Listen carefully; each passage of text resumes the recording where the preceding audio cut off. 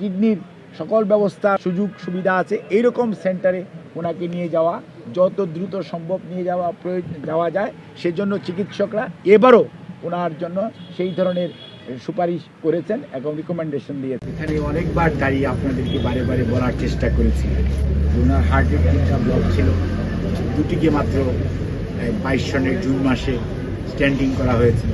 যে কোনো সময় পরবর্তী তৃতীয়টা হয়ে গেছে, এটা যে কোনো ধরনের বিপদের আশঙ্কা তৈরি করতে। ওনার পেসমেকার লাগানো মানে কি, এটা একটা অপারেশন, এই অপারেশনকে এটা ফেস করতে হয় শরীরের আগে। এটা যে কোনো সময় ইনফেকশনের সম্ভাবনা থাকে, বিশেষ করে hospital acquired infection, cross infection, এই দুটি সম্ভাবনা থাকে।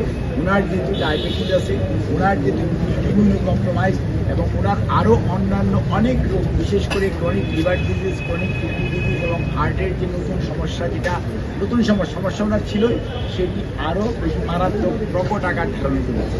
কাজে এই অবস্থার মধ্যে ওনাকে যত দ্রুত সম্ভব ওনাকে এমন একটি এনভায়রনমেন্টে নেওয়া যেখানে ইনফেকশনের সম্ভাবনা কম, সেই জন্য এখানে আনা হয়েছে।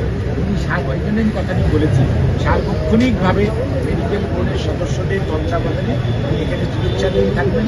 যখনই প্রয়োজন পড়বে তখন ওনার পরীক্ষা করার জন্য হসপিটালে এখানে প্রয়োজন নেওয়া হবে।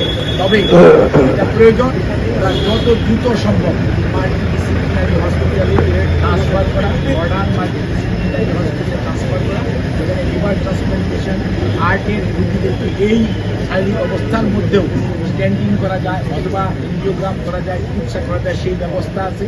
যে কোনো জটিলতার সৃষ্টি হলে কিডনির সকল ব্যবস্থার সুযোগ সুবিধা আছে। এইরকম সেন্টারে ওনাকে নিয়ে যাওয়া, যত দ্রুত সম্ভব নিয়ে যাওয়া যায়, সেজন্য চিকিৎসকরা এবারও ওনার জন্য সেই ধরনের সুপারিশ করেছেন এবং লিভারের সমস্যার জন্য টিপস করা হয়েছে। কিন্তু লিভার ট্রান্সপ্লান্টেশন করার কোনো সুযোগ পাওয়া যাচ্ছে না বা সুযোগ দেওয়া হচ্ছে না, যদিও ওনার পরিবার এবং দলের পক্ষ থেকে বারবার ওনার মুক্তি এবং বিদেশে চিকিৎসার জন্য নিয়ে যাওয়ার জন্য আবেদন করা হয়েছে পর্যন্ত 6 বার, কিন্তু কোনো এক অজানা কারণে এবং সত্যিকার অর্থে এরকম একজন বয়োজ্যেষ্ঠ মানুষ, 3 বারের সাবেক প্রধানমন্ত্রী, শহীদ রাষ্ট্রপতি জিয়াউর রহমান, স্বাধীনতার ঘোষক সহ এদেশে মুক্তিযুদ্ধের কথাই যদি বলেন তাহলে দেশে প্রথম মহিলা মুক্তিযোদ্ধা হিসাবে এবং গণতন্ত্র পুনরুদ্ধারের নেত্রী এবং খালেদা জিয়া আজকে 78 বছরের প্রায় শেষ পর্যায়ে এসছেন।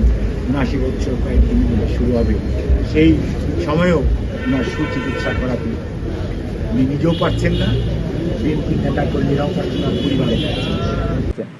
ধন্যবাদ, থ্যাংক ইউ, ধন্যবাদ সবাই। আসসালামু আলাইকুম।